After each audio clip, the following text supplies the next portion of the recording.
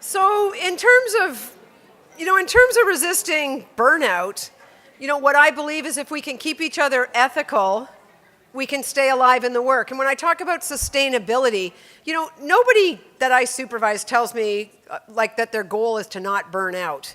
That's a pretty low bar. At the end of my career, I'd like to be talking in sentences, making sense. People, what we don't have time to have conversations about, but what I'm most excited about are these conversations about transformation, and vicarious resistance. I mean, my dad was so worried that I was seeing survivors of torture and they were going to break my heart. And what I finally told my dad is, you know what? I am seeing the Nelson Mandelas of this world. And if I met Mr. Mandela, I would not ask him a horrible question about whether he was raped or beaten or how he was humiliated. I would ask him, Mr. Mandela, how is it possible that you have left prison and torture and the destruction of your family and people, and you still have room in your heart to love white people at all? How did you do that? And how is it you're asking everybody to try to be nonviolent with each other now? How have you held on to that? Isn't that the conversation you want to have with him? That's the conversation I have with people. So my dad was like, oh, no, that's okay.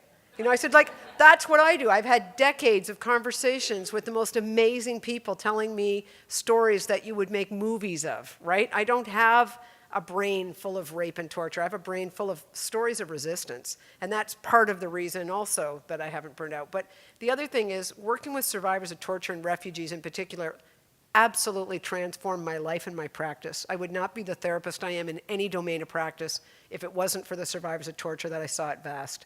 They're the people who taught me that, just from the beginning, I was a pretty lapsed trauma therapist. I knew the wisdom was not in the wound. The wisdom was in the resistance, and that resistance was collective. Ignacio Martín Baró was talking about this in El Salvador in the 80s. This isn't new. But so that collective, the sustainability and the transformation that comes from our work. When we're talking about sustainability, it's so much more than passing the vicarious trauma scale. Sustainability is about ability to have connected relationships with others and a spirited connection, not just attending to somebody, but that Berber talks about, I thou, like a spirited connection that has some kind of sacred space for us between each other, and a space that's transformational. That I'm open to the fact that survivors of torture changed me as a person in good and accountable ways. My clients do not infect me with hopelessness. They don't burn me out. They challenge me, inspire me, call me out, call me in, educate me, provoke me in really thoughtful and meaningful ways. All of my best supervisions from clients. And that's why my supervision model is to put the therapist or the worker in front of the client and be accountable to them, because that's where the real supervision is, because that's who the real teacher is in the room, right? So in terms of, how this is useful, you can't keep yourself in the zone of fabulousness alone. It is about collective care. And so part of what we need to do is create relationships of respect and dignity on staff teams so that when someone transgresses and moves out of the zone, the team can come around them collectively and bring them back. Right? You can't stay well in this alone. And the other thing I mentioned earlier is about solidarity teams. Who are the people that really hold you up in this work? So I think the point in terms of resisting burnout is how to create cultures of critique within our team so that we can all have collective care and bring each other in. And then the other thing I want to talk about really quickly is about resilient organizations, because as managers, we've got a bit more power than the folks who are frontline workers. And so then what is the accountability to that power? And one of the things I think about is, resilient organizations are organizations that express appreciation.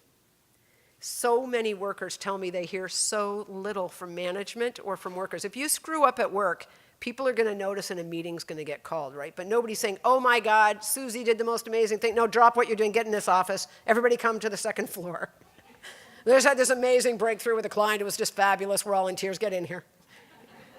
Nothing happens, right? And that's because, it's not because we're bad managers or in bad organizations. It's because we haven't structured time for appreciation.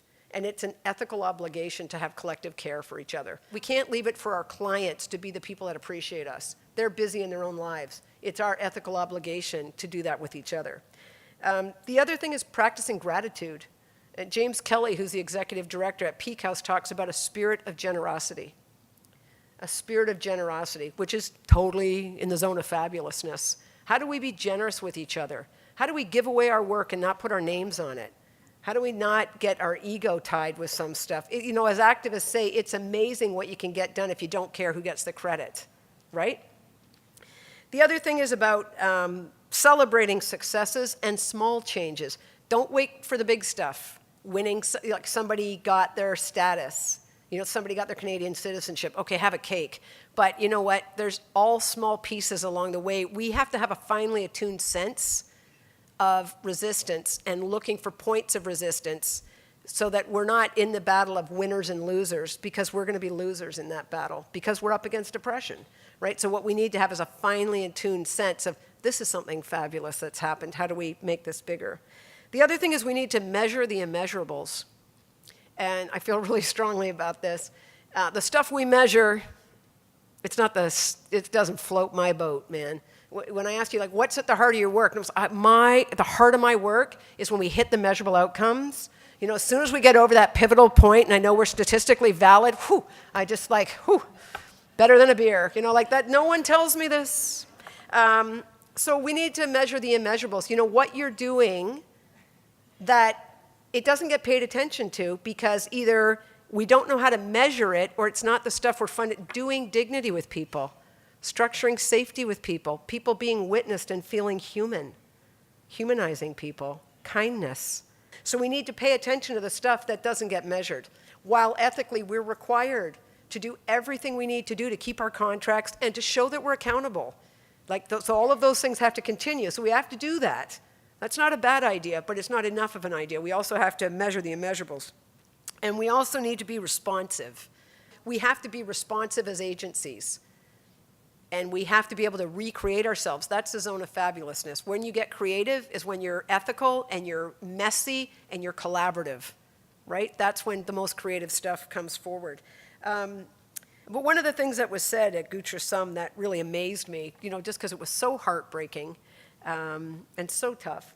One of the monks said this to me, and I don't know who he's quoting, but it's something like this, you know, things are this bad and no worse, not because we're doing nothing.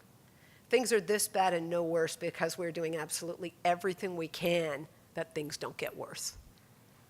And what that means to me is we need to be able to count backwards.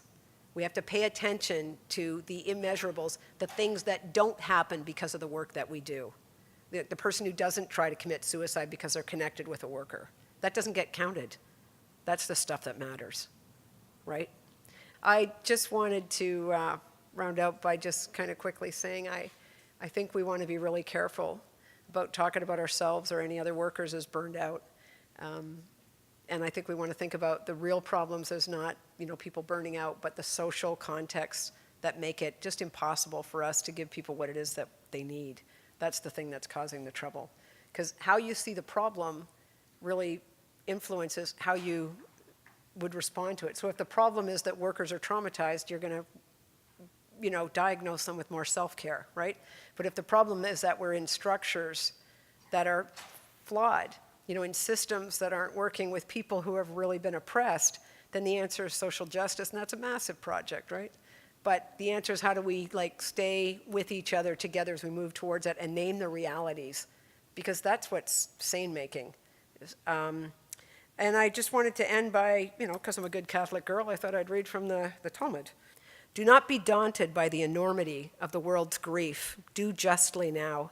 Love mercy now. Walk humbly now. You are not obligated to complete the work, but neither are you free to abandon it. So thanks so much for today and for all your patience with me. Thanks so much.